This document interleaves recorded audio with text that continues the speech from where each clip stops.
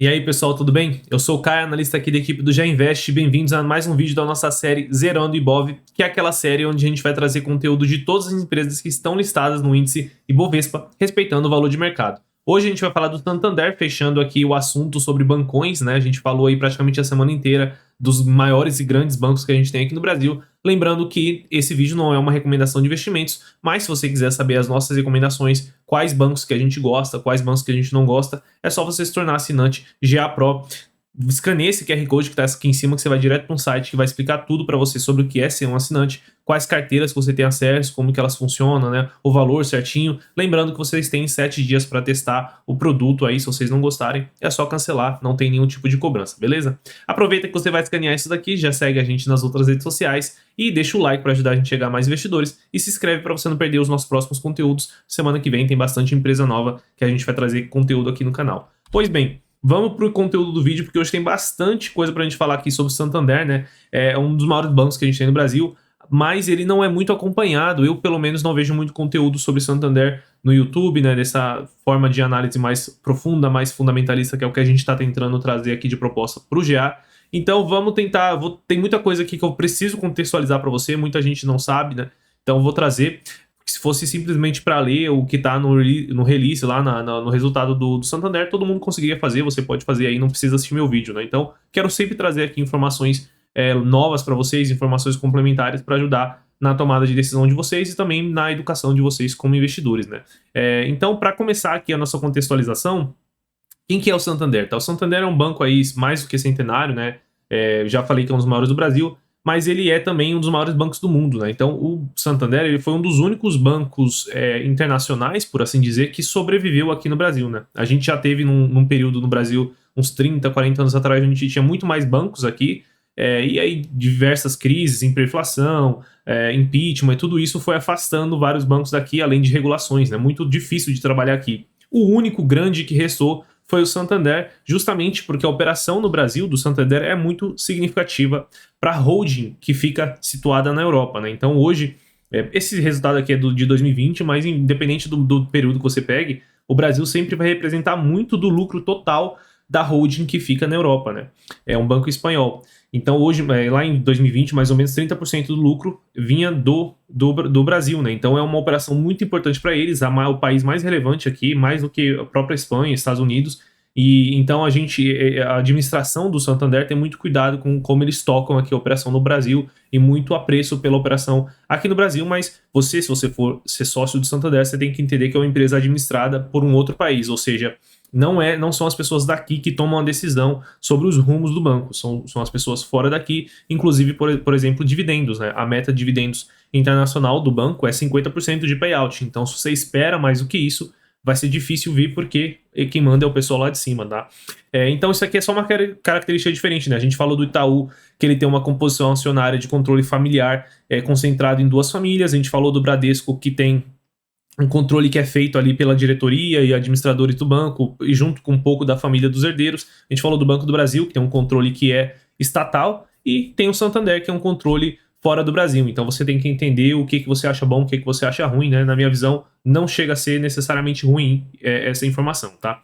Pra gente continuar aqui, só pra gente ter uma ideia, os controladores hoje, que são essa Sterback BV e o Grupo Empresarial Santander, que são subsidiárias da holding, né? Santander Holding, controlam mais ou menos 90% das ações ON, tá? Então isso aqui sim é objetivamente uma coisa que a gente pode dizer que é ruim, né? Então somente 10% aí aproximadamente das ações ON estão em free float no mercado, né? Na verdade até menos, 9,3%. Então sobra pouca coisa aí para os investidores realmente que gostam de se sentir sócios e ter os mesmos direitos de voto, né?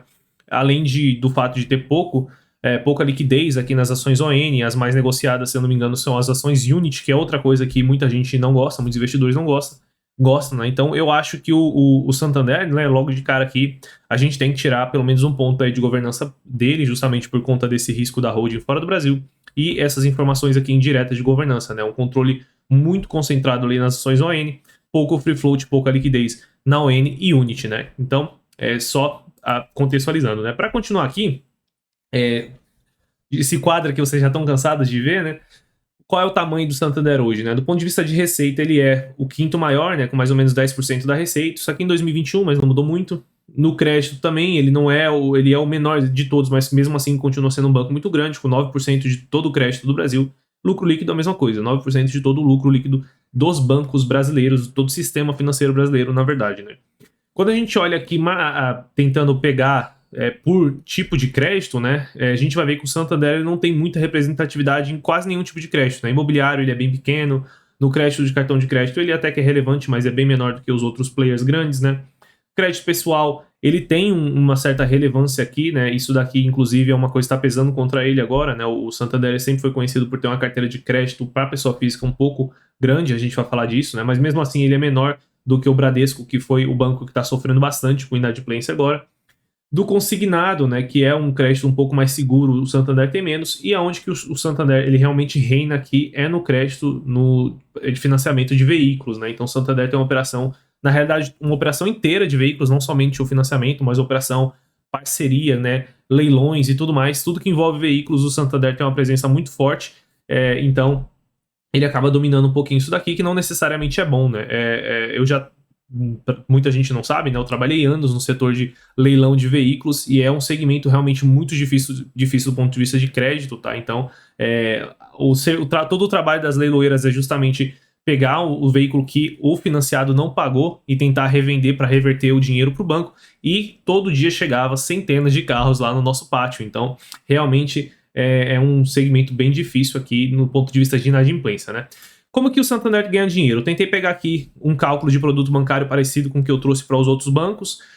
Peguei do ano de 2021, porque no ano de 2023, se eu tentasse pegar, tem linhas aqui que estão muito distorcidas por conta do cenário, por conta de prejuízo. Então, para tentar pegar o último período normalizado para a gente entender, né?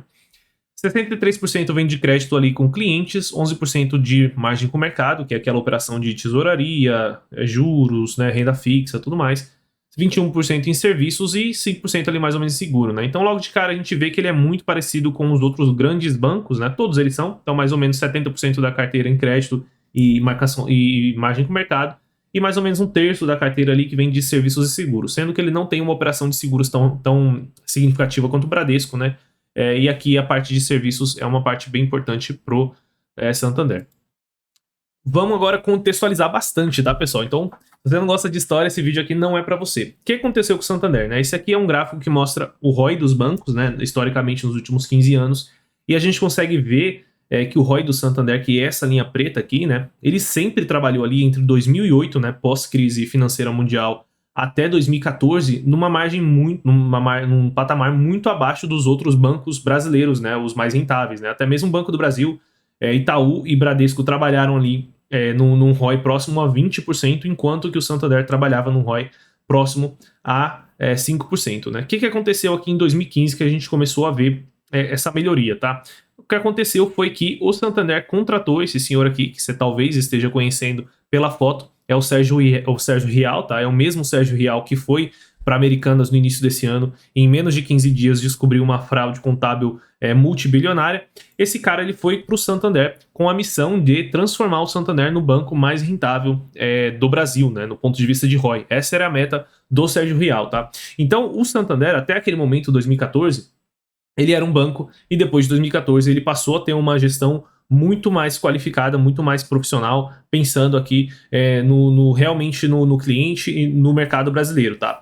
Claro que em 2015 o ROI não saiu de 5 para 10 do nada, nem o Sérgio Rial consegue operar esse milagre. Teve um não recorrente aqui que elevou muito o lucro líquido do banco aquele ano, o ROI seria mais próximo de 8%, 7% ajustado, mas já se via sinais da mão ali do Sérgio Rial na gestão do Santander, né? Então muita coisa aconteceu nesse período, né? Uma transformação tecnológica muito forte, então foi investido muito dinheiro ali para melhorar os aplicativos, para reduzir o custo de transações, para reduzir o tempo de espera, para aumentar a qualidade de atendimento.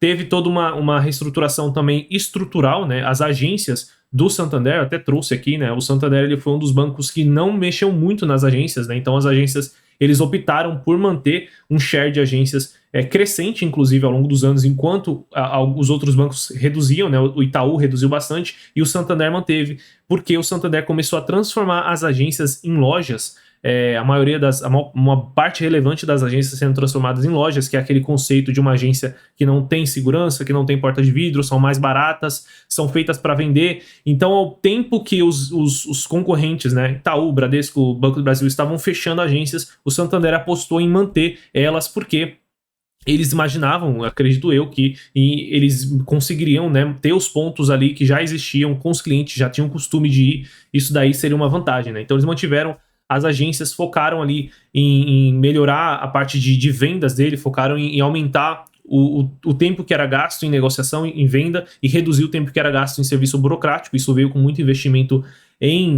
principalmente de tecnologia. Então os times de tecnologia do Santander aumentaram, o tempo de lançamento de produtos encurtou bastante, né? A tecnologia veio para ajudar bastante, e teve também a parte de reestruturação comercial do Santander, tá? Então, junto com isso, o Sérgio Rial começou a mudar ali o perfil de funcionários do Santander, né? Exigir mais. Então, eu lembro que eu escutei um call, assim, era 2020 mais ou menos, e eles falaram que não ia aceitar mais CPA 10, né? Trabalhando no balcão ali dos bancos, tinha que ser no mínimo CPA 20, para ter mais pessoas sabendo vender melhor produto, atendendo melhor o cliente, somente o cliente alta renda, que é um cliente que dá mais receitas. Então teve muita coisa que aconteceu aqui no Santander ao longo dos anos, e o Sérgio Rial conseguiu sim fazer com que o Santander lá em 2019 fosse o banco mais rentável do Brasil, né?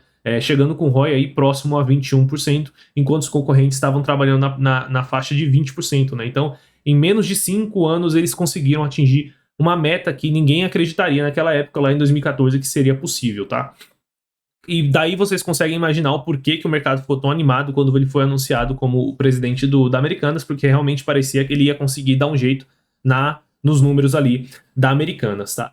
De lá, claro que aqui em 2019, né, voltando aqui a contextualizar, por que eles tiveram um resultado tão bom, né? O Santander, ele apostou historicamente em ter um crédito mais concentrado em pessoa física.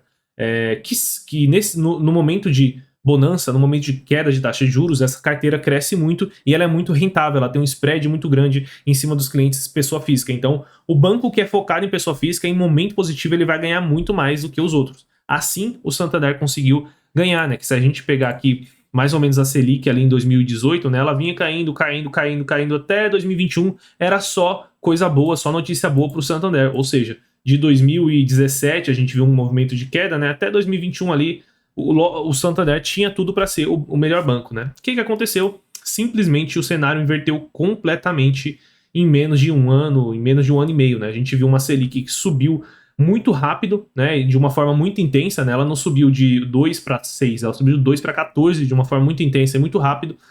Uma inadimplência que virou bastante, né? Então, se a gente pegar aqui a inadimplência de pessoa física em 2021, estava beirando ali 4%, hoje já está beirando 6%, né? Então, a inadimplência virou bastante. Então, tudo que estava positivo para o Santander começou a ir contra o Santander, né? Então, ele estava muito focado em pessoa física, num crédito mais arriscado, que era um crédito que dava mais dinheiro, e aí o cenário inverteu muito forte. Então, ele foi um dos bancos que mais apanhou, a gente vai ver aqui hoje, tanto no segmento de margem com clientes, ou seja, nos empréstimos que ele faz para pessoa física, quanto em margem com o mercado, que ele não estava preparado, imagino eu, né, para essa mudança tão forte de taxa. Então, ele é o banco que mais está tomando prejuízo nessa parte de margem com o mercado, tá? Serviços e seguros segue muito em linha com os outros bancos, né? Serviços crescendo ali de uma maneira mais morna nesse período mais difícil, e seguros, serviços crescendo mais morno, né? E seguros segurando ali o resultado, né?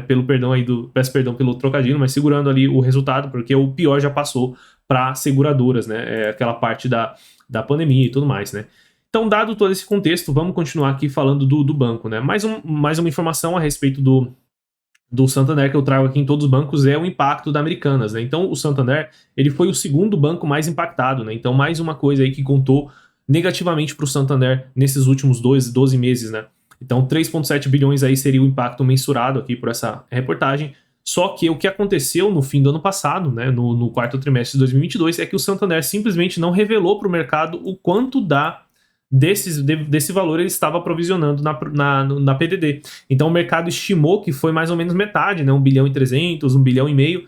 Então a expectativa é de que o Santander ainda não incorporou no PDD dele totalmente a perda aqui que é esperada pela Americanas. Então há uma expectativa de uma PDD que vai continuar crescendo ao longo do ano para o Santander, porque ele já não optou por fazer uma provisão por completo, tá? Inclusive, isso é uma outra coisa que é preciso falar aqui do Santander, é que, historicamente, ele sempre foi um banco que nunca foi muito conservador do ponto de vista de PDD, enquanto que o Bradesco e o Itaú sempre eles têm um índice de cobertura muito alto, né? Ou seja, eles fazem uma provisão para perdas muito maior do que o que realmente eles vão perder. O Santander não. Ele faz muito ali em linha com o que ele realmente vai perder, né? Lógico, ele deixa uma gordurinha ali, mas não uma gordura comparada do Itaú e do Bradesco. Então, isso, lógico, que infla no curto prazo ali todas as margens e rentabilidades, né? Porque o efeito no impacto negativo no lucro fica menor. Mas quando a gente vê um cenário desse em que vira muito rápido, ele é o banco que mais sofre, com uma PDD explodindo simplesmente de um ano para o outro, né? Ou seja, comparado com os outros bancos que já tinham uma gordura para queimar, né? Então, isso também é importante mencionar, né? Então, a expectativa é de que o ano de 2023 do Santander seja de muita PDD, né? Muito lançamento de PDD, ou seja, um custo com crédito mais alto, inadimplência ainda sofrendo também ali na parte de margem com o mercado. O que sobra de bom? Serviços e seguro, né? Então, muito parecido com o contexto todo do Bradesco que eu trouxe aqui no vídeo do Bradesco, só que eu diria que é até pior, porque a carteira do Santander é muito mais focada em pessoa física, né? Quando a gente pega a carteira do Santander, ela é mais ou menos ali 60% pessoa física, e todos os outros bancos têm uma média entre 35% e 45%. Então o Santander ele é o banco que mais tem concentração em pessoa física, que é o tipo de crédito que agora está mais sofrendo com inadimplência, né? Dado todo esse contexto, agora sim vamos para a apresentação, e a apresentação é bem longa, né? Eu acho que eu vou até passar mais rápido algumas partes aqui, senão o vídeo vai ficar 1h30 aqui, como sempre, né? Passar essa parte aqui de informações ao mercado. Aqui um pouco do histórico do Santander, né? Eu sempre recomendo para quem quer investir nas empresas estudar a história da empresa, a história de talvez algum CEO ali que é muito importante na empresa. Tenta estudar, né? O IPO do banco foi lá em 2009, né? Dá para ver que ele tem uma história de aquisições muito importantes, então aquisições da GetNet, da Return, que é uma empresa de retorno de cobrança, basicamente. GetNet, né, que fez o IPO, desfez o IPO. Outra coisa que não cheira muito bem aí do ponto de vista de governança, né, pra gente tirar um pontinho lá no final, na hora de dar nossa nota, né. Enfim, várias aquisições aí, ó, que o banco faz, a Monetos, comprou a Toro também aqui, a Toro Corretora, em algum momento que eu não lembro quando foi. Enfim, é um banco que, a partir do momento ali de 2016, quando o Real assumiu, né, começou a fazer várias aquisições aí, principalmente do ponto de vista de aquisições digitais aí para poder crescer e também para poder entregar melhores serviços para os clientes, né? Os bancões eles eram péssimos de atendimento, e eu acho que o Santander ele era sempre foi visto como um dos piores, né? Então precisava realmente fazer isso, né?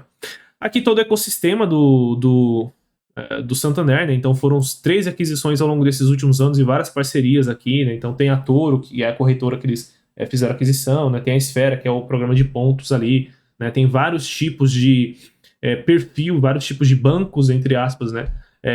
E serviços personalizados dependendo da renda do cliente, né? Tem até aqui um tipo de financiamento especializado para universidades, se eu não me engano, né?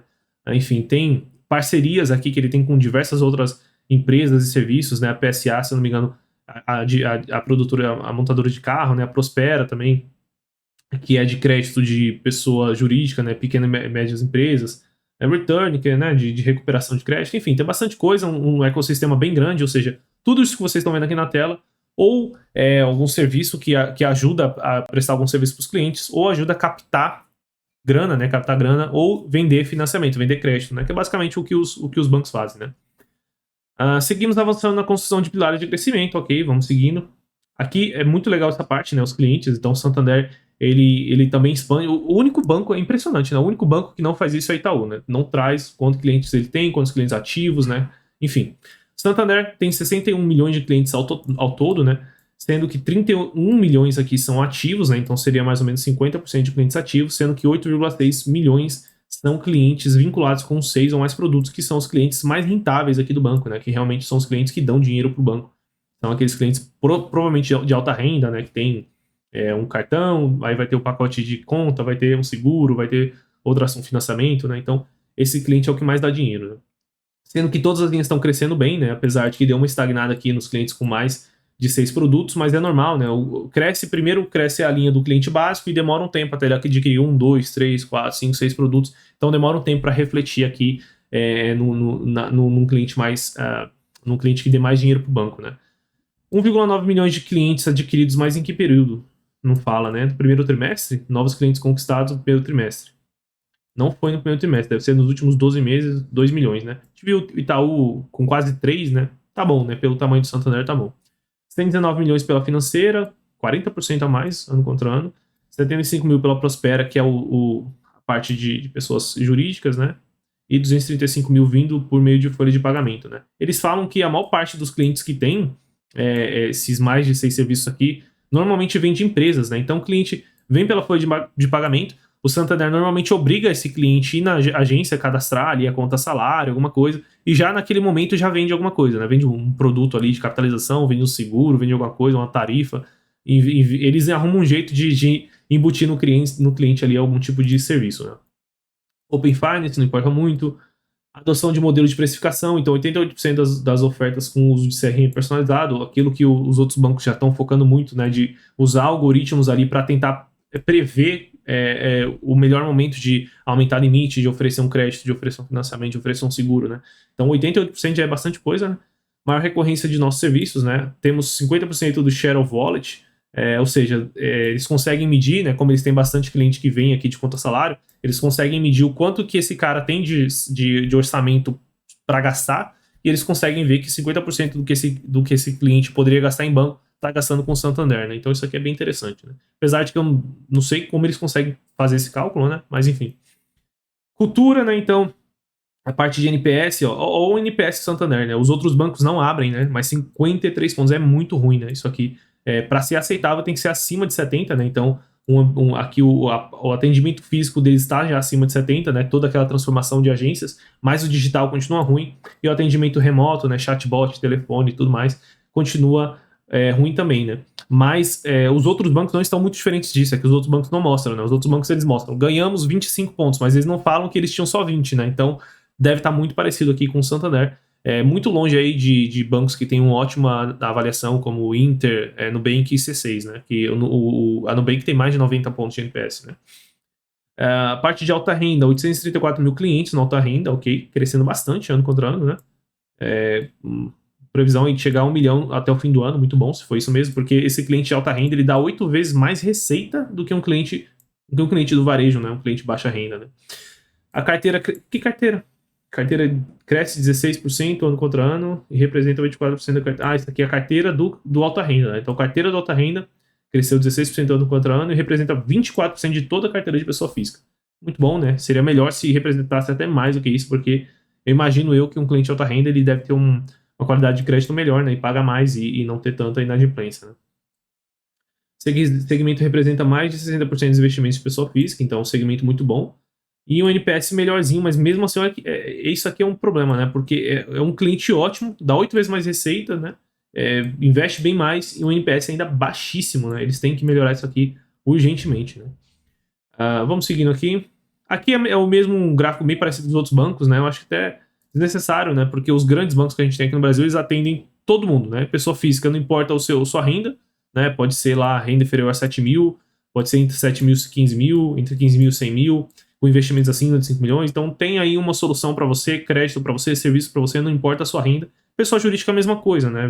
Pequenas empresas, MEI, médias empresas, grandes empresas corporate com faturamento acima de 200 milhões, aqui que entra Americanas, por exemplo.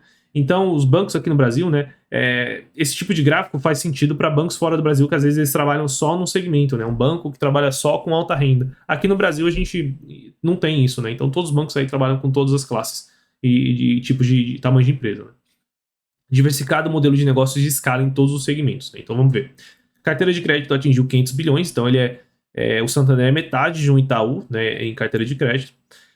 Vejam aqui, 46% pessoa física, né? Então já está um pouquinho acima da média dos grandes bancos, que é uns 40%, mas o Santander ainda tem 13% que é financiamento ao consumo, sendo que todo esse financiamento ao consumo é basicamente pessoa física. Então a gente tem que considerar, na minha concepção, né, esses dois, né? Então o Santander tem 60% que vem de pessoa física, né? Esse é o que está pegando justamente por conta daquele contexto que a gente explicou aqui da inadimplência de pessoa física que está subindo, né? Então, se a gente tiver aqui, ó, financiamento de consumo, para que ele vai? Veículo, né? Quem está comprando veículo? Pessoa física. Então, eu acho que poderia ser considerado aqui pessoa física 60%, né? Pequenas e médias empresas que também sofrem um pouco mais na crise, 13%, e grandes empresas que tendem a ter uma qualidade de crédito menor é só 1/3 da carteira, né? Então, a carteira de crédito do Santander, ela não é muito preparada para a crise, ela é preparada para a bonança, para a expansão de crédito num momento favorável, PIB subindo, emprego forte. Para a crise, não é a melhor das carteiras, né? Mas um ponto positivo aqui é que não tem muita concentração, então os 100 maiores devedores aqui tem só 22% do total da carteira, então é bem seguro. Quando a gente olha a pessoa física, tem bastante no consignado, bastante no imobiliário, que são créditos mais seguros, mas aí, esse aqui é metade, né? 110 bilhões, sendo que não mostra o total aqui, né? De qualquer forma, o resto não tem garantia nenhuma, né? Crédito pessoal, cartão de crédito, que é péssimo, né? Rural também, que é a parte rural para pessoa física, enfim, não sei porquê. Leasing de veículos, né? Então, eles não mostram aqui o total que tem colateralização, né? Depois a gente vê se encontra essa informação. Para pessoa jurídica, né, a maior parte para capital de giro também não é muito bom, né? Seria ideal se fosse para outro tipo de finalidade, né? Se a empresa está precisando tanto assim de capital de giro, talvez não tenha uma grande qualidade de crédito, mas tende a ser melhor do que pessoa física, né? Comércio exterior, né? O Santander, como ele é um banco internacional, né? Um banco que está situado na Europa, ele tem bastante operação, ajuda bastante os clientes com operações de envio de remessa, recebimento de vendas de exportação, compra de produtos importados, então ele tem bastante operação disso daqui, né? Passe rural, né? Tem uma parte rural aqui pequena, né? Então se somar os dois rural aqui vai dar 15 bi mais ou menos, numa carteira de 500 bilhões, ok. Mas ele tá crescendo bastante essa parte de agro aqui, né? E o financiamento ao consumo, que é basicamente veículos, que é todo aquele market share que a gente vê aqui, ó. Então, vem desse crédito aqui. Então, aqui, o que a gente tirou de conclusão, né? É uma carteira um pouco mais arriscada que a gente pode tirar aqui de cara, né? Basicamente, metade da carteira, um pouco mais da metade, né? 200 e poucos bilhões, 250, talvez 300 bilhões, focado em pessoa física. Aqui, o ênfase no fortalecimento do portfólio. Então, o Santander, assim como o Bradesco, ele acordou em algum momento aqui no ano de 2020 que a situação não seria tão fácil, e aí ele começou a dar uma freada no crédito, né? Dar uma freada no crédito, oferecer crédito mais para pessoas que têm um histórico de melhor pagadores. Só que, como eu expliquei no vídeo do Bradesco, demora um tempo. Depois que o banco toma essa decisão, olha, vamos frear um pouco o crédito, demora para essas safras novas serem um percentual representativo do total da carteira, né? Então hoje, né, depois de todo esse tempo, ó, desde o quarto trimestre de 2021 até hoje, só 54% as novas safras representam somente 54% da carteira total. Ou seja, metade da carteira ainda está com aquele risco super alto que eles estavam dando lá de um dinheiro para pessoas num crédito mais arriscado em 2021, né, durante o ano de 2021, que eles não enxergavam esse cenário de tanto risco. Então eles demoraram um pouquinho para acordar, né? Talvez acordaram um pouco mais rápido do que o Bradesco, né? O Bradesco só foi acordar aí no terceiro trimestre de 2022, acho que foi até pior, mas mesmo assim vai demorar, né? Vocês entendem que vai demorar pelo menos esse ano inteiro até eles limparem essa base do crédito mais arriscado. Então esperem uma PDD maior do Santander esse ano, né? Foca em garantias, então 65% da carteira de crédito pessoa física é colateralizada, né? Muito bom, legal isso daqui, então reduz o risco. Carteira de melhor qualidade, né? Então NPL por produto. Aqui o Santander está comparando o NPL dele versus o NPL do Sistema Financeiro Nacional, né? Basicamente a média dos grandes bancos. Só que é interessante que ele pega fevereiro de 2023 versus fevereiro de 2022, né? Por que será que ele pega essa data tão específica, né? Talvez tenha sido o melhor momento para ele comparar, né? Ele mostra aqui que a inadimplência do cheque especial do Santander está caindo, enquanto o do Sistema Nacional está subindo. Do cartão está subindo menos do que o Sistema Financeiro Nacional. Crédito pessoal também subindo menos. E veículo subindo menos, né? Aqui ele mostra também que a inadimplência das novas safras, né? Ou seja, a inadimplência das novas safras de mais de 90 dias está menor do que das safras antigas, né? Mas aqui ele não mostra qual que é a inadimplência atual dele, né? Então leva o investidor a crer que a inadimplência tem melhorado, né? Pelo menos com essas comparações que ele traz aqui. Então já deixei separado para vocês qual é a inadimplência atual hoje do Santander, né? A inadimplência total dele, quando considera pessoa jurídica e pessoa física, está em volta de 3,2% no primeiro trimestre de 2023. Quando a gente compara com o Sistema Financeiro Nacional desse período, né, eu trouxe aqui a apresentação do Banco do Brasil que tem esse número, né, então a inadimplência de mais de 90 dias do Sistema Financeiro Nacional tá 3,3%. Então, muito próximo aqui da carteira do Santander. O que leva a gente a crer que o Santander ele tem uma qualidade de crédito muito próximo à média do mercado, ou seja, ele não é aquele banco que tem um crédito uma qualidade de carteira muito boa abaixo, né, que vai ter uma inadimplência abaixo da média do mercado. Por exemplo, aqui o Banco do Brasil, ó, bem abaixo da média do mercado, abaixo de 3 é positivo. O pior é que a pessoa física está subindo aqui, né, na parte de acima de 90 dias está subindo, e entre 15 e 90, que é o que vai tornar acima de 90, também não para de subir, né, trimestre a trimestre aqui subindo, né, então não é uma notícia muito boa aí para o investidor de Santander. Aumento de capilaridade, né, presença em 59% dos municípios, né, é bom, mas parece pouco para um banco do tamanho do Santander, né? Rede comercial, 3 mil lojas, então Santander nem chama mais de agências, porque é um pouco difícil distinguir o que é a loja e o que é a agência, né? Seria bom se ele trouxesse aqui o quanto das lojas já foram transformadas nesses novos modelos, né? Mas enfim, são 3 mil aí espalhadas em 59% aí do Brasil. Tá com crescimento aí também, né? Tem a parte da Prospera, tem 1,4 mil agentes trabalhando aqui nessa Prospera, atendendo 1 milhão de clientes, crescendo também ano contra ano, né? O NPS muito bom, então essa Prospera aqui é muito boa, né? Talvez façam um spin-off disso aqui. 2,8 bilhões de carteira de crédito, a carteira de crédito crescendo bastante. Canal externo, né? Então 21 mil pontos de venda, né? Então isso aqui basicamente é a GetNet, né? Então, 16 mil ano contra ano. Volume aí de empréstimos também, tem outros tipos de serviço, tem empréstimo na GetNet, tem antecipação, tudo mais, né? Enfim, a capilaridade aí, a presença do Santander. Queria que ele desse mais detalhes aqui, né? Como é que tá cada agência, como é que tá essa estratégia de lojas, né? Mas não trouxe aqui na apresentação. Foco no atendimento, né? Canal digital, 576 milhões de acessos por mês, bastante coisa, né? Maior ativação de pessoa física nos canais digitais, né? 11 milhões de novos contratos. Redução de tempo, né, de tempo de espera, de tempo na abertura da conta, né? Então hoje gasta bem menos tempo do que ano passado. 97% das transações já ocorrem no ambiente digital, né? A gente viu que acima de 90 é aí a média dos bancões, né? Chatbot com 4 milhões de clientes atendidos, mais 90% ano contra ano, né? Imagino que a eficiência do atendimento subiu, né? Acho que eles mostram isso aqui, né? Demandas resolvidas na primeira chamada, ó. Então a eficiência está subindo bastante. Isso daqui tudo melhora o NPS do cliente, mantém ele dentro do banco, né? Expansão do share no canal digital, nos novos contratos. Então, 71% do crédito pessoal já é no digital, 60% de cartões, aumento de limite e tudo mais já é no digital, que também é bastante coisa, né? Aqui a quantidade de atendimento por mês, né? A gente pode passar isso daqui. Alavancas de crescimento. Então, o Santander ele tem muita presença ali no pessoa física e no financiamento de veículos, mas todas as outras áreas, ele não, na minha visão, né, a gestão anterior, né, que fez essa transformação nos últimos anos, não teve tempo de focar, né? O Sérgio Rial ele saiu do Santander, não teve tempo de focar nisso daqui. A parte de wealth management, né, e seguros, ou seja, gestão de riqueza, gestão de fortuna, gestão de patrimônio e seguros, né, segue pequena assim em relação ao total do resultado do banco, né? Então, mesmo assim, tem investimentos aqui no varejo com captação líquida bem interessante, né? 95% crescendo aqui ano contra ano, provavelmente vindo aqui da Toro, né? De outras iniciativas, né? Do aplicativo do Santander, de investimentos no Santander, né? Crescendo aí. Tem 896 consultores só, né? Com ambição de chegar a 1.300, então são poucos aqui.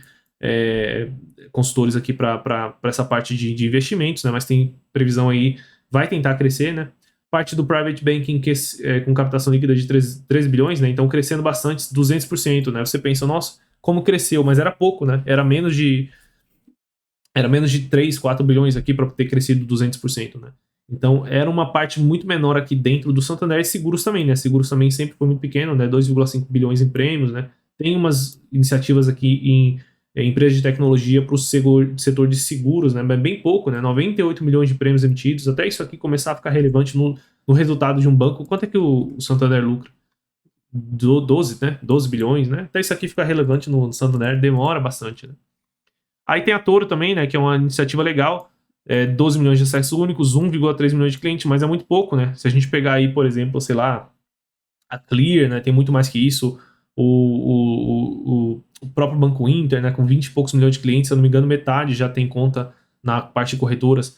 A parte de custódia, né, 14 bilhões de reais em custódia aqui no na Toro, o Banco Inter tem 70 bilhões quase, né? Então tá bem inicial ainda a Toro aqui no Santander, mas é uma iniciativa legal, né? Aqui é a maior atividade comercial, né? Cartões, faturamento no primeiro trimestre de 2023 foi 82 bilhões, sendo que 55 bilhões vieram de cartão de crédito. Ok, né? Não é bom, como eu já falei para vocês, né? Quanto menos tiver ali cartão de crédito, melhor nesse momento de aumento de inflação, né? Estratégia de aquisição do cliente. Foco no melhor perfil de risco, né? 97% das aquisições para cartões tem sido dentro do próprio banco, ou seja, pessoas que o banco já conhece, já confia, tem uma relação de 6 meses, um ano, vai lá e dá um cartão para o cliente. É melhor do que dar para uma pessoa que pede, abre a conta e pede do nada, né? Consórcios, a carteira crescendo 24% ano contra ano, ok. Uma produção de 4 bilhões crescendo aí 42%. Tem muita coisa crescendo no Santander, né? Mas é que muita coisa era pequena também, né? Então 59 bilhões aqui a carteira de crédito do imobiliário, que já era uma carteira grande, está crescendo menos, né? 7%. Ok. O que é isso aqui? Jornada digital. O lead time da emissão, nossa, da emissão do crédito imobiliário, né? Até a conclusão lá do processo demorava 18 dias úteis, agora demora 14 dias úteis, que eu acho bastante coisa, mas é uma redução de 22%, então isso aqui é bom, né? Vamos seguindo aqui. Parte do agro, né? Então eles estão começando a crescer mais essa parte do agro, né? Então a carteira total do agronegócio quase 40 bilhões, crescimento de 35% ano contra ano. Expectativa de chegar a 50 bilhões esse ano, né? O Banco do Brasil tem uma carteira do agronegócio de mais de 300 bi, né? Então 10 vezes menor do que o Banco do Brasil, né? Tem bastante espaço aí para crescer, mas eu acho difícil brigar e tomar market share aqui do Banco do Brasil nessa área, mas podem tentar, né? 300 pessoas dedicadas já a isso. Muito bom, né? Enquanto estiver crescendo, tá bom, né? A gente só tem que. O investidor, ele só tem que analisar o resultado, né? Então, se o resultado vier, não sei como, mas a gente analisa e a gente avalia se vai ser bom ou se vai ser ruim, né? Financiamento ao consumo. Parte de financiamentos de veículos, né? Carteira de veículos, 22% de market share do total de financiamento de veículos do Brasil, então é muita coisa mesmo. Uma carteira de crédito, 67 bilhões. Uma produção, 206 mil, que é o total a média do valor de financiamento. Contrato de veículos. Bom, eles não explicam o que é isso aqui. Loan to value de 49%, né? Ou seja, o valor do financiamento representa. O valor do carro representa 49% do total financiamento, né? Então aqui fica a prova de que quando você financia um carro, você paga o dobro, porque o valor do seu carro é só metade, né, do valor do seu financiamento. Um cross-sell interessante, então 119 mil novos clientes que vêm para o Santander somente para financiar o veículo, né, se tornam clientes, e aí o banco com o tempo ali tenta oferecer uma coisa, uma conta, um cartão, um seguro, tenta ganhar em cima de alguma forma, né. Aqui novamente consignado, 62 bilhões de carteira, previsão de chegar a 75, né, então o banco, mesmo nesse momento aqui de estresse de mercado, né, de inadimplência, de inflação, de juros e tudo mais, ele está prevendo que vai crescer aí em quase todas as linhas, né, não para de prever que vai crescer, né. Produção de crédito pessoal, 148 milhões? Ah, tá, nessa outra plataforma, né? Plataforma de crédito aberto para o mercado. Né? Estratégia apoiada na alavancagem dos produtos de menor riscos. Ok. Vamos seguindo aqui, senão o vídeo fica longo, né? Aqui a gente vai para pequenas e médias empresas, né? Conquistando 45 mil novos pessoas jurídicas, né? Pequenas empresas ano contra ano, né? Crescendo 7%, ainda é pouco. Receita total também crescendo 12%, acompanhando mais ou menos aí o crescimento dos clientes, né? Parte de atacado aqui, grandes empresas, né? Então, oportunidade de cross-sell, principalmente na parte, nessa especialização geográfica que o Santander tem, né? De poder oferecer essa parte que ele é um líder, né, em financiamento de comércio exterior, então ele tem todo esse know-how aí de como estruturar um recebimento de dólar, de euro, de qualquer outra moeda, um pagamento também, né? Expansão na mesa de commodities para energia e petróleo, então negociação de compra de energia, compra de petróleo, além da parte agrícola que está entrando mais forte agora, né? Então aqui é a parte que ele atende o cliente, grandes empresas, né? Só que ele fala tudo isso daqui, crescimento da receita, 11%, ainda é muito pouco, né? Trimestre a trimestre, a gente pegando contra ano é só 3, né? Então falta muito ainda para isso aqui começar a mexer no resultado do Santander, né? Fortalecendo o ecossistema, né? A Return aí, que é mais ou menos uma parte de cobrança aí de carteiras em atraso com patrimônio líquido de 2,3 bilhões, ok? Em dia também uma outra plataforma de recuperação de crédito, né? 41 milhões de clientes, que eu não sei se isso aqui é uma notícia boa ou uma notícia ruim, né? Tem 41 milhões de clientes aí que estão com conta em atraso tentando resolver, não sei se é bom ou ruim. Empresa de benefício de gestão de despesas corporativas, né? Então aqueles apps de enfim, de vale refeição, vale transporte, um faturamento de 633 milhões, uma alta de 16%, também muito pouco em relação ao total do Santander, né? Mas é a oportunidade de cross-sell no futuro, né? Principalmente para as empresas. Então a empresa que tem esse aplicativo aqui para os funcionários dela, também vai ter uma conta dos funcionários no Santander, também pode ter um seguro, talvez no futuro, né? Então acaba dando essas oportunidades, né? Cultura de inovação, né? Então o custo a quantidade de transações e o custo da transação, né? Aqui tem duas coisas que eu preciso falar, né? Então o número de transações subiu, né? Então a gente vê o impacto que teve aí da velocidade no aumento do digital que a gente teve depois de 2020, 2021, né? Obrigou muita gente a ir para o digital, então a quantidade de transações subiu muito. Então não é necessariamente mérito da empresa isso daqui. E também a redução de custos tem sim um pouco de mérito da empresa, investimento em tecnologia, né? Em relação lá a 2020 e 2018, né? Custava 1,20 para fazer uma transação, hoje custa 60 centavos, né? Mas teve também o Pix aqui no meio do caminho, né? Então, parte dessa economia de custos aqui veio simplesmente do estruturamento do Pix, que foi um programa do governo, né? Então, quanto mais Pix os clientes fazem, mais os bancos economizam isso daqui, não necessariamente é crédito aqui do banco, né? Por isso que os bancos estão ganhando mais dinheiro hoje em dia mesmo com Pix, né? Porque custa menos para eles e eles cobram, mesmo que eles cobrem menos, eles vão ganhar mais. Custo de servir crescendo, né? Então, custo de servir dos clientes digitais 18,70. Cadê o digital? Não tá aqui? Ele pega por base 100, né? Então o Select tá caindo um pouquinho, o total caindo 83, o Van Gogh, né? Quanto mais dinheiro o cliente tem, mais ele precisa de atendimento, mais precisa de pessoal, então acaba custando mais caro, né?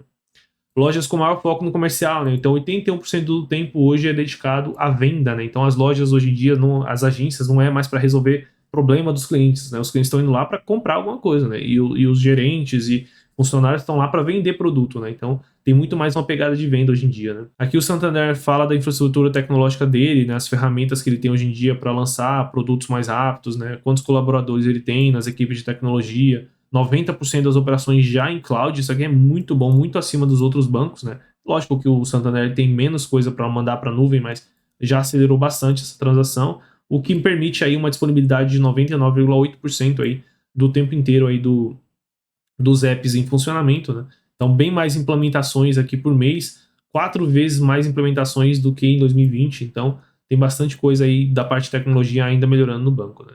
Aqui, cultura interna a gente pode passar, compromisso do meio ambiente a gente pode passar, governança corporativa a gente também pode passar. Aqui, mensagem do CFO. Finalmente, resultado, né? Então, finalmente vamos falar de número aqui no Santander. Margem bruta, aqui ele pega financeira, né? Margem bruta financeira caindo ano contra ano, né? Então, 13 bilhões caindo ano contra ano, né? O que a gente precisa fazer? A gente precisa olhar isso aqui no total, né? Ele traz até aqui, ó, margem financeira no primeiro trimestre com clientes subiu 3,3%, o que é muito pouco, tá? É muito pouco para um banco que está crescendo bastante em crédito, então ele está ganhando menos em cima dos clientes, enquanto que o margem financeira com o mercado deu um prejuízo de 1,2 bilhões, né? Então foi o que puxou o resultado para baixo, né? O que fez com que ficasse negativo ano contra ano. Então o Santander, né, ele está tomando um ferro muito forte aqui nessa parte de margem com o mercado, muito pior do que o Bradesco e pior do que o Itaú não tomou prejuízo, e muito, com certeza pior do que o Banco do Brasil, que inclusive está ganhando nesse segmento aqui, né? O spread também está caindo, então ele está aumentando a carteira, mas está ganhando menos em cima dos clientes, o que é natural nesse ambiente de mais incerteza, maior taxa de juros, está reduzindo o risco, que também vai reduzir o spread, né? A parte de comissões tem crescido, né? Então as comissões, o que ele chama de comissões aqui são serviços, né? Mas num crescimento muito tímido, né? Então se a gente pegar aqui cada tipo de serviço, né?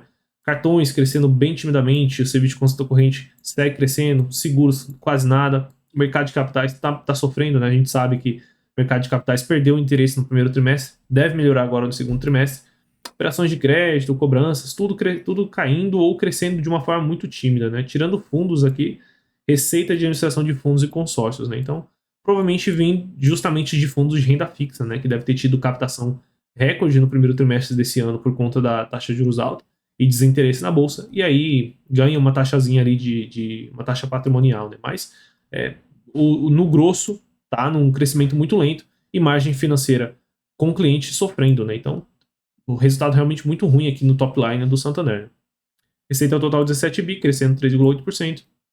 Provisão de crédito crescendo 46% ano contra ano, né, atingindo aqui 6,7 bilhões de PDD, né? Então, como eu falei para vocês, né, o Santander ele é um banco que ele vai aumentando a PDD à medida que o risco vem aparecendo, né? Então, ele vai crescer bastante essa PDD ainda ao longo do ano. Disse, não sei se ele tem guidance, acho que o Santander não tem guidance, então dá pra gente saber, mas aparentemente não. Pelo menos despesas gerais está crescendo um ritmo menor do que a média dos bancos, aí está segurando bem as despesas mesmo nesse ambiente de inflação, né? Aí o Santander apresentou um lucro líquido de 1,9 bilhões, mais ou menos, uma queda de 66%, né? Basicamente explicado aqui por conta de uma receita que caiu enquanto que o custo subiu, né? PDD sobe, a receita cai, a gente perde a margem, né? E aqui a gente teve também, antes, né, depois dos pagamentos de impostos, a gente teve na verdade, dois lançamentos aqui que eu acho que faz sentido a gente explicar, né?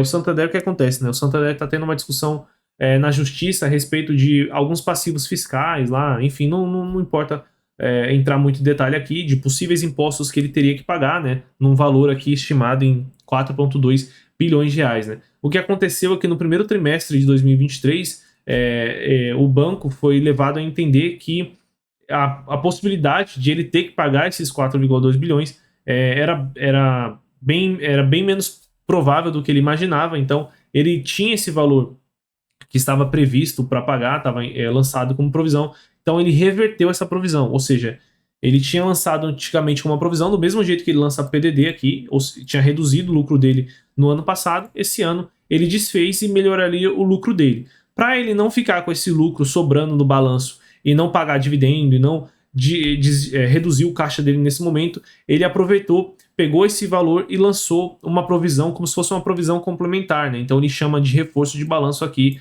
novamente reduzindo o lucro líquido dele total, dando um reforço ali na PDD, né? Eu não sei se ele vai mostrar aqui, fica bem claro numa imagem que ele mostra aqui, ó. Então ele teve a PDD normal de 7,6 bilhões no trimestre, só que ele lançou uma PDD complementar aqui, uma PDD complementar aqui desse reforço de balanço para dar uma reforçada, né? Nesse momento, já que ele, digamos, esse dinheiro aí apareceu, teve essa notícia boa, esse dinheiro apareceu, ele melhorou, ele achou melhor, por prudência, deixar esse dinheiro guardado. Só que recentemente, né, uns 15 dias atrás, o banco soltou um fato relevante de que ele levou, pelo entendimento deles, novamente há uma chance possível dele ter que pagar esses impostos. Então, provavelmente no segundo trimestre de 2023, a gente vai ver esse valor saindo da provisão complementar, né, desse reforço de balanço, e voltando para a provisão fiscal, o que vai obrigar o Santander a fazer novas PDDs para cobrir essa do que ele tinha feito a mais, essa complementar. Então, minha expectativa é de que a PDD no próximo trimestre seja até pior do que esse 6,7 bi que a gente viu aqui, né, no primeiro trimestre de 2023. Então, só para explicar para vocês o que aconteceu aqui, né? Depois de tudo, apesar de que nesse trimestre não teve impacto no lucro, né? Então, o lucro líquido mesmo ficou em 2,1 bilhão, uma queda de 46%, porque teve uma inversão aqui, uma parte de imposto também que foi positiva, né? Um benefício fiscal que não deve se repetir nos próximos trimestres. Então, o lucro seria até pior do Santander, né? O lucro líquido ajustado seria até pior do Santander nesse trimestre, tá? Aqui alguns números, né? Índice de eficiência 40 pontos, que é um índice de eficiência bom, mas está piorando ano contra ano, né? Então não é uma boa notícia. O ROI aqui, o ROI ajustado, né, pelo patrimônio médio de 10%, um dos piores bancões, né, abaixo do Bradesco, né? Então, com o pior nível aí de ROI dos grandes bancos. O índice de Basileia também, acho que é o pior de todos os bancos, né? A maioria dos bancos aí com um 15% mais ou menos de Basileia, então é um banco um pouquinho mais alavancado e não tá ele é mais alavancado e está tendo menos retorno, então é uma combinação péssima. Aqui a parte de margem, né? Ele mostra a margem com o cliente, a gente viu isso daqui, o spread caindo, né? Então ele está colocando operações de menos risco, o spread começa a cair, faz sentido. Aqui a carteira, né? A carteira que a gente já viu bastante detalhes sobre a carteira, como é que ela está crescendo, né? De onde ela vem, aqui a parte de funding, né? De onde vem o funding.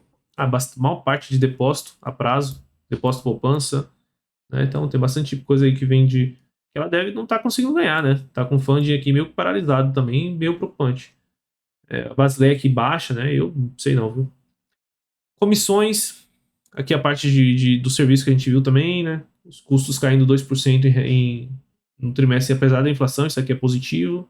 Índice de eficiência piorando. qualidade da carteira a gente viu, né, que a qualidade da carteira segue piorando trimestre a trimestre, apesar de ser uma piora pequena, né, não tá vindo melhora, né, isso que é o pior, né. A PDD aqui crescendo trimestre após trimestre, enquanto alguns bancos já estão deixando mais estável, o Santander segue piorando, né, quando a gente vê aqui PDD em relação à carteira 4%, né, a média dos bancões é uns 3, 3,5 no máximo, o Santander já vai para cima, já vai para quase 5%. O índice de cobertura agora está alto, né? Mas vejam como no primeiro trimestre de 2022 era só 200%, então ele está acelerando aqui a PDD, não é um bom sinal, né? O que é isso aqui? Conclusões, né? Performance, expectativa, nada de muito importante, né? Vamos ver o que tem aqui para ver. Eu acho que não tem nada aqui mais para ver na apresentação que a gente já não tenha visto, para no vídeo não ficar ainda mais longo. Vamos direto aqui para o resultado do Santander, né? Bom, falado tudo isso daqui, o que a gente vê no Santander? Desde a listagem ali em 2007, né, o SAMB 3, aqui eu tô pegando o SAMB 3, ele deu um retorno de 644%, né? Até a crise ele tinha dado muito mais, ele era um dos bancos que mais deu retorno justamente por conta da estratégia acertada lá da reestruturação, né? Tinha dado 1000%, né? Quando a gente compara com o Ibov, a gente vê que ele bateu o Ibov fácil aqui no longuíssimo prazo, então 644 vezes contra, aliás, né, 141%. Quando a gente compara com o Itaú, agora o Itaú pela primeira vez está passando aqui o retorno do Santander, né? Então a estratégia de risco do Santander deu muito certo, ele deu muito mais retorno do que o Itaú aqui em 2019, 2020 e agora está pagando o preço por conta do risco que ele sofreu. E quando a gente compara com o Bradesco, é um banco que está historicamente aí sofrendo um pouco mais do que a média, sempre deu um retorno aí abaixo do Santander e também tem sofrido, né?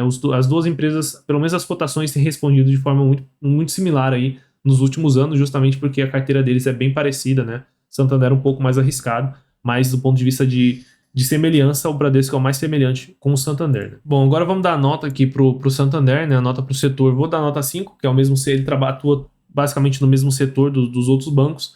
Aqui em governança eu acho que a gente tem que tirar um ponto por conta da parte da Unity, né? Por conta da questão com a GetNet, tudo que eu expliquei, o free float baixo na ON, né? A baixa de liquidez, a questão da tomada de decisão ser aqui fora do Brasil, né? Tem toda um outro corpo de gestão que está longe aí da tomada de decisão da operação aqui no Brasil. Então acho que tem que tirar um pontinho por conta disso daí.